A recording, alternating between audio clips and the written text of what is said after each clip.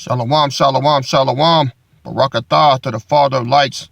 Peace and power to Yahweh Shai. Peace and blessings to the throne of King David. Peace and blessings to you out there, listening and learning and edifying. All praises. Well, the ball is rolling, y'all. Ball is rolling. Check this out. Into water to Brother McGee for sending this. Check out this vid right here. Let me show y'all what I mean when I say it's already started. Check it out.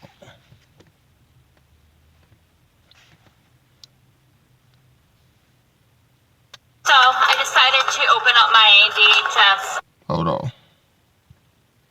You need to back the fuck. So I decided to open up my DHS The fuck? mail.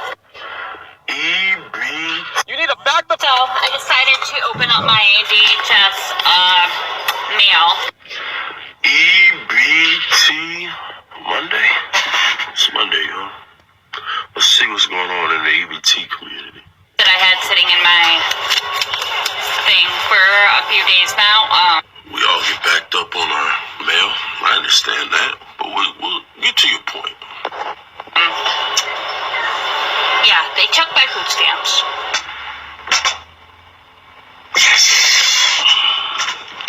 Things are correcting themselves.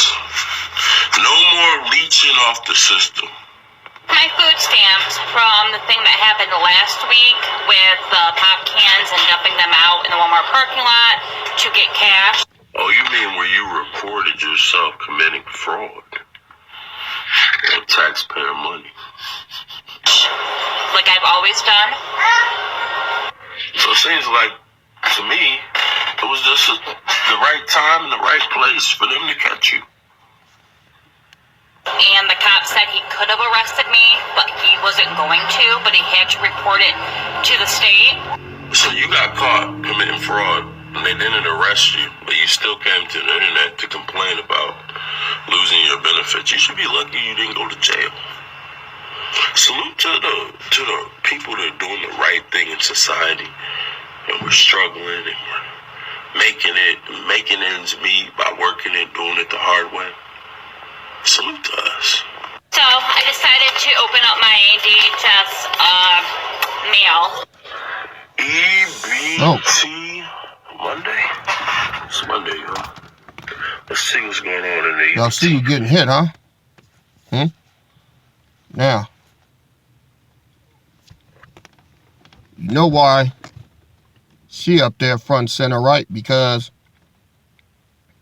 whenever we get dicked around on the EBT or the county or whatever, ain't no big deal. They just laugh and keep going. But see, Japheth finna start hurting now. You see who's on there, right? Shoot, I'm pretty sure a lot of y'all already know, but how many of us out there always think it's just us on EBT? It's more of them on there than it is us. It's more of them on the county than it is us. You know? It's crazy. So everything is getting peeled back. All right? Everything getting peeled back. Got another one for you. Check this out.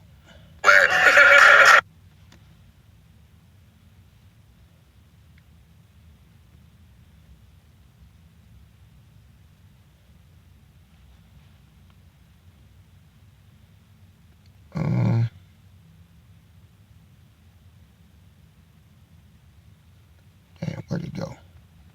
Oh, okay. I know where it is.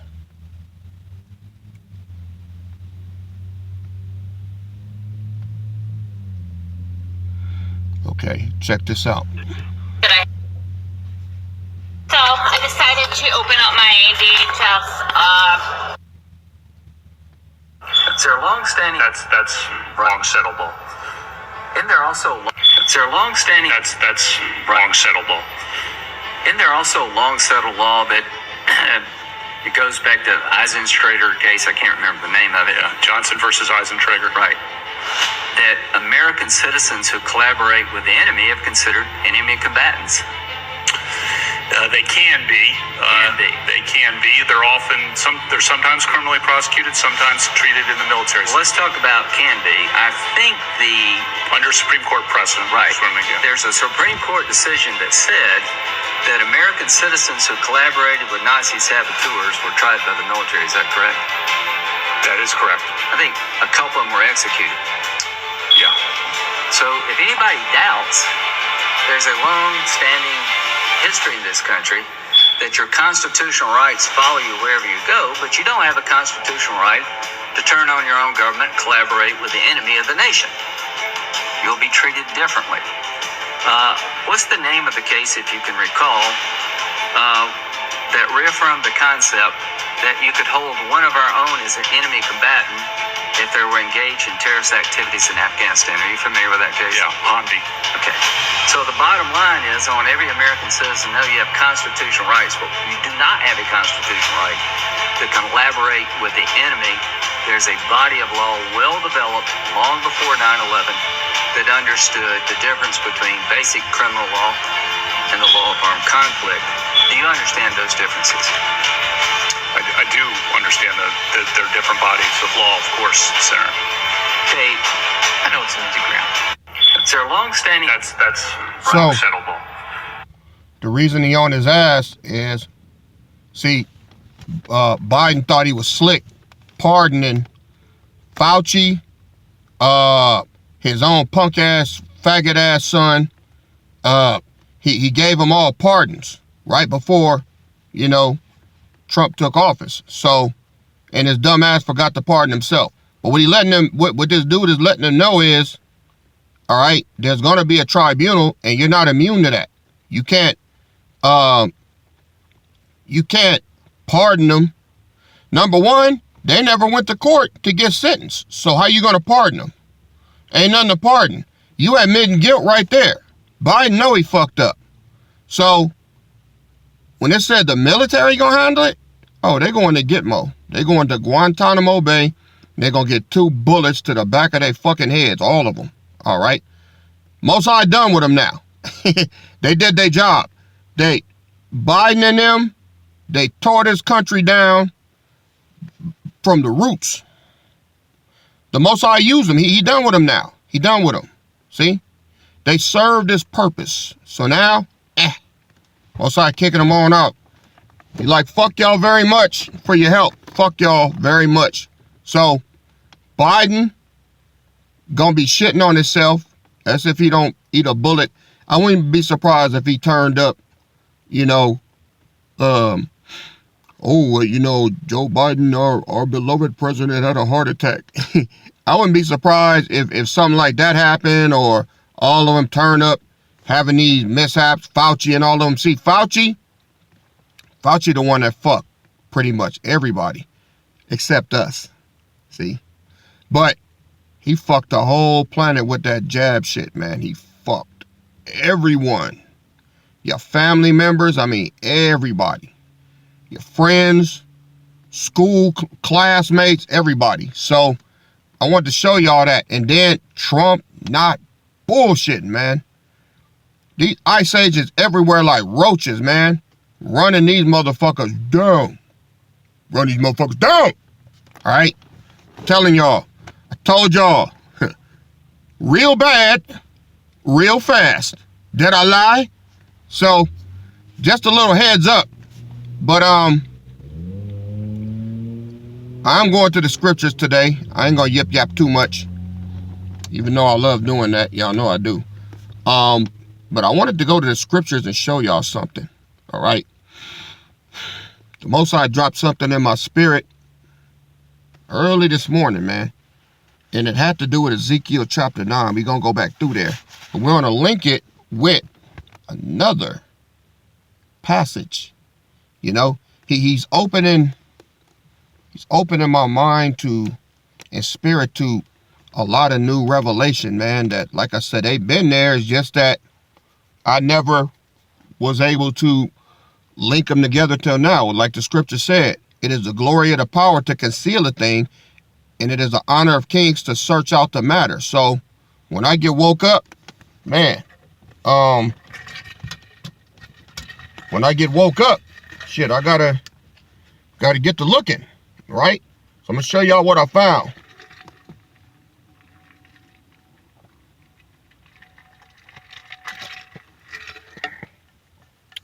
So y'all get ready to go to 1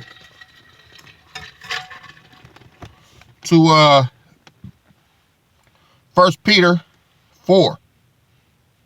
1 Peter 4. I'm going to begin at verse 14.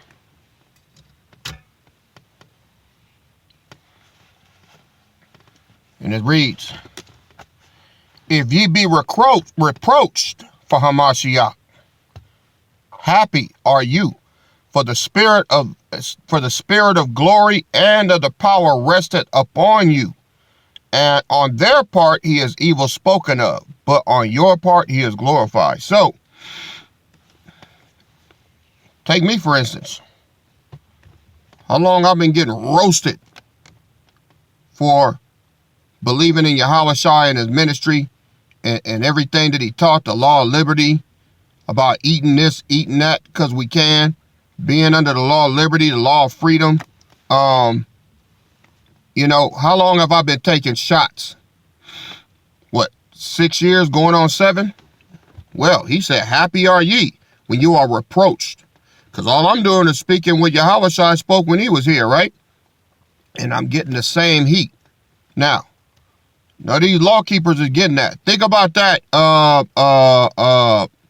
grafted in with your out of place ass. All right? Grafted in is for the Gentiles, for the elect, the northern kingdom, not southern. You look like you Judah. Now, if you northern kingdom, then I stand corrected, but they don't look like, you look like a nigga to me. All right? So if you a nigga, you like me, you Judah. You don't worship Yahweh Shai, you worship the Father, not Yahweh Shai. Right? That's why the Yahweh Shai told his Judite brothers, he said, don't bow down to me and don't worship me. Worship me. I'm your brother. You worship the Father. The northern kingdom worship him. All right? That's one of the many damn things your ass don't know. Hanging out with these dumbass Pharisees. But anyway, verse 15.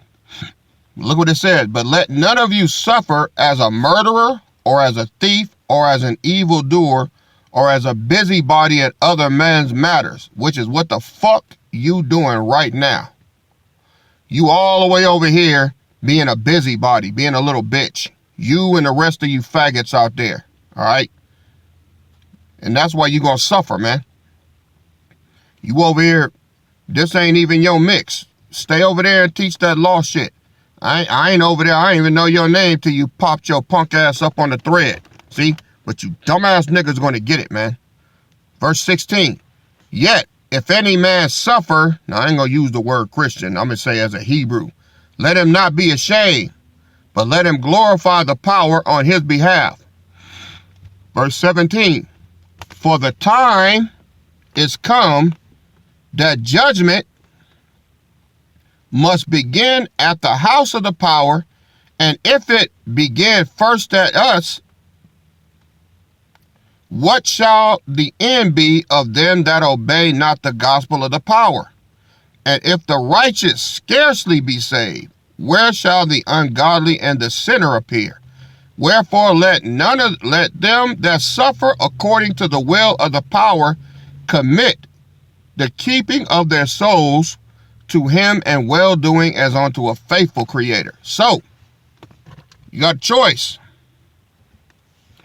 You can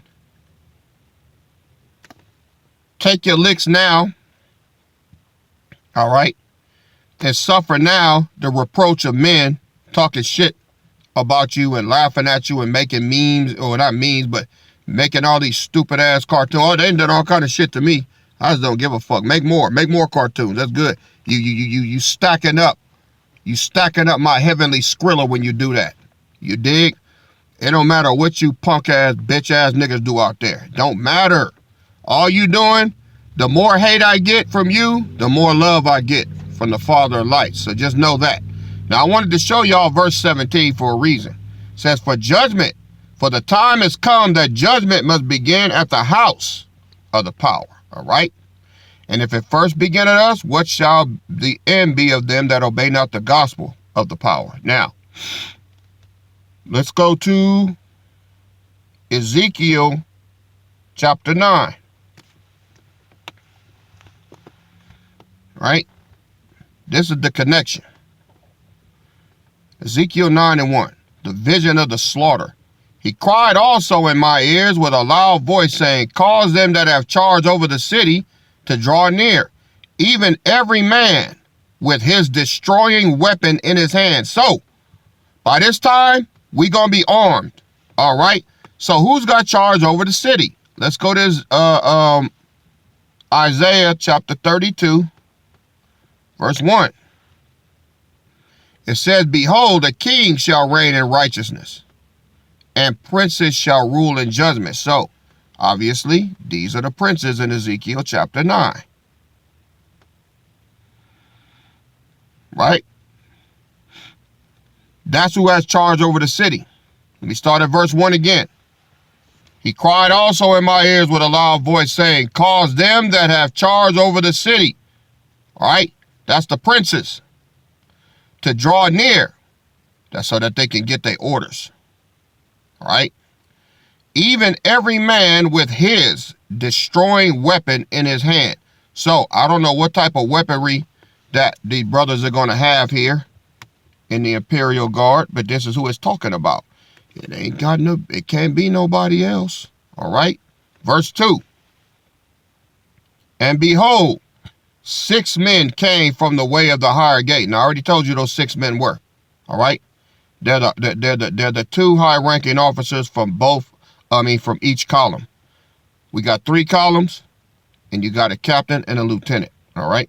So, you got 6 officers that come forward from the way of the higher gate, which lieth toward the north.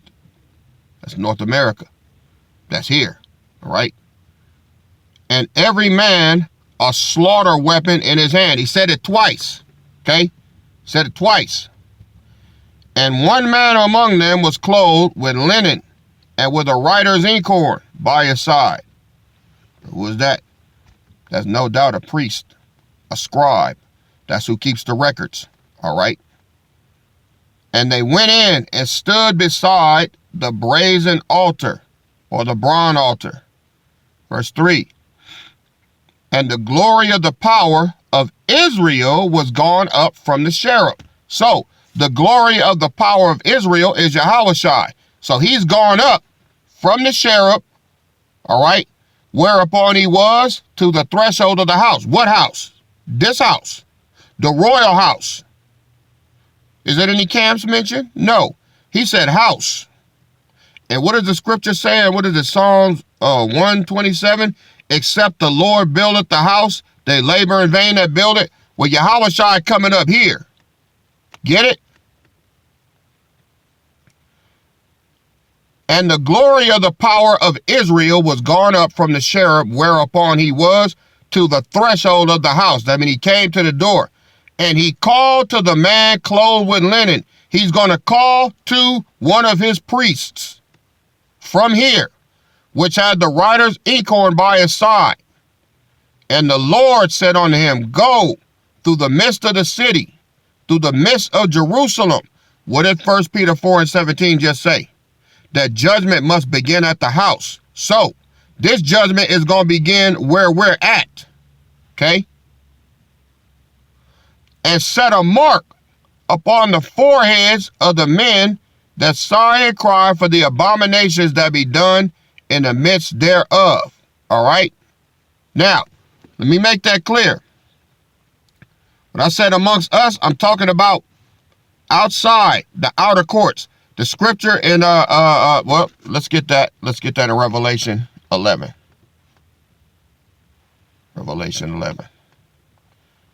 Verse 1. And there was given me a reed like unto a rod, and the angels stood saying, rise and measure the temple of the power and the altar and them that worship therein. So, the ones you guys are already measured in, all right? Now, let's go on back to Ezekiel 9. Y'all already measured it. You're inside the temple, all right? But Jerusalem is the outer courts where it says measure it not. Let me go on back. Revelations 11, verse 2. But the court which is without the temple leave out, and measure it not, for it is given unto the Gentiles and the holy city. That's the holy city. What is the holy city? Jerusalem. But it's the outer courts of Jerusalem, all right? And the holy city shall they tread underfoot 42 months. Now let's go back to Ezekiel 9.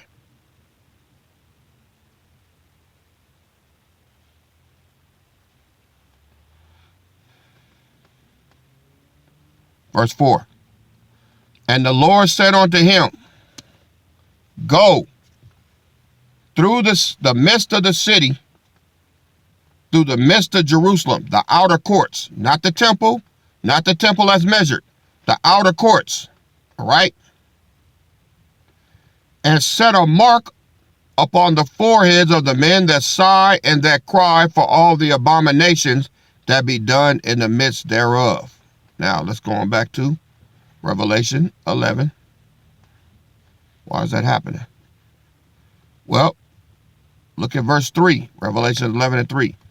And I will give power unto my witnesses, and they shall prophesy 1,260 days, clothed in sackcloth. These are the 2 olive trees and the 2 candlesticks standing before the power in the earth. Right? So, what they're going to do, they're going to be out there preaching and teaching this law of liberty to all of the non-believers that are right now that are in the outer courts. All right? They're going to be preaching and teaching to them. And if anybody messes with them, they're going to have the ability to hurt them or kill them the way they got hurt. Okay? Now, back to Ezekiel chapter 9, verse 4. And the Lord said unto him, who? The scribe. Go through the midst of the city, through the midst of Jerusalem, and set a mark upon the foreheads of the men that sigh and that cry for all the abominations that be done in the midst thereof. So, it's going to be that scribe's job to go through the city and see everybody that's listening to these 2 prophets and that are repenting and giving their life and believing in Yahweh Shai for their salvation. He's going to have a writer's inkhorn, and he's going to be writing down the names of everybody that's doing that. All right? Now, when their testimony is finished, after that 42 months, all right, look what happens. Verse 5. And to the others he said in my hearing, go ye after him through the city and smite. Let not your eyes spare, neither have ye pity. See, so the death angel this time is going to be the men of the Lord. It's going to be the men that's here. Those of y'all that make it, those of y'all that get your final transformation, those of y'all that get redeemed, those of you got glorified bodies, all right? You part of this house, and you part of this, you took the oath. You're going to be the ones doing the killing. All right? That's why it says, now go ye after him. Ain't immediately. It's going to happen after the 3 years of their testimony. Because after the 3 years of their testimony, then Yahweh Shai is coming to get them. That's what they call the rapture. They're going to be changed in the twinkling of an eye. They're going to be caught up in the clouds. And then everybody that's left, that's who's going to get slaughtered. So, this is when the death angel is going to come. But this time, the death angel is going to be the men of the Lord. He's not going to be a spirit that just goes through and knock everybody out. No. The Most High want them to feel this. He want them to feel it. All right? But, here's the thing. A lot of people that you might know right now that are alive during that time, they might make it. Let's go to Psalms 103.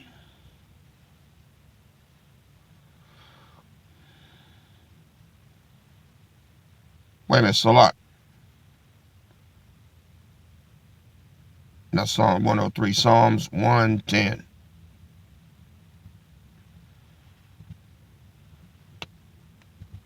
The Lord said unto my Lord, sit thou at my right hand until I make thy enemies thy footstool. Verse 2. The Lord shall send the rod of thy strength out of Zion. Rule thou in the midst of thy enemies. Verse 3. Thy people shall be willing in the day of thy power. In the beauties of holiness from the womb of the morning, you shall have the dew of your youth. So, when we get turned up and we get taken on out of here, all right, they're going to see that. And then when they hear the testimony of the two witnesses, they're going to see that. And a lot of them are going to turn from wickedness to righteousness. Back to Ezekiel chapter 9. All right. Verse 5. And to the others he said in my hearing, go ye after him through the city and smite. Let not your eye spare, neither have ye pity. So, when these two witnesses, Elijah and Enoch, finish their testimony, they're going to die. 3 days later, they're going to be raised. All right. Yahushua is going to come. He's going to get all of the elect that gave their lives to him. And then everybody that's left, that's who finna get it. Look at verse 6. Slay utterly old and young, both maids and little children and women, but come not near any man upon whom is the mark, and begin at my sanctuary. Then they began at the ancient men which were before the house. What house? Royal house of David. And he said unto them, defile the house and fill the courts with the slain. Go ye forth. And they went forth and slew in the city. And it came to pass, while they were slaying them, I was left that I fell upon my face and cried and said, ah, Lord God, will you destroy all the residue of Israel in the pouring out of the fury upon Jerusalem? Then said he unto me, the iniquity of the house of Israel and Judah is exceeding great, and the land is full of blood, and the city full of perverseness. For they say, the Lord hath forsaken the earth, and the Lord seeth not. And as for me also, my eyes shall not spare, neither will I have pity, but I will recompense their way upon their head. And behold, the man clothed with the linen, which had the acorn by his side, reported the matter, saying, I have done as thou hast commanded me. So, his job is done. See, everything got to be recorded. The Most High, he's going to be sent out there to keep a record of everybody that gave their life, that believed, and he's going to have a record of everybody that didn't. And all the ones that got slaughtered, all right? Those are the ones whose name is not written in the Lamb's book of life. The ones that repented during that time, those are the ones that are going to get spared. And those are the ones that are going to live to eat off of the tree of life in the kingdom. So it's going to be a whole lot of them. It's going to be a whole lot of them, man. It's going to be an innumerable multitude. It's going to be a lot more than what we have now. All right. So,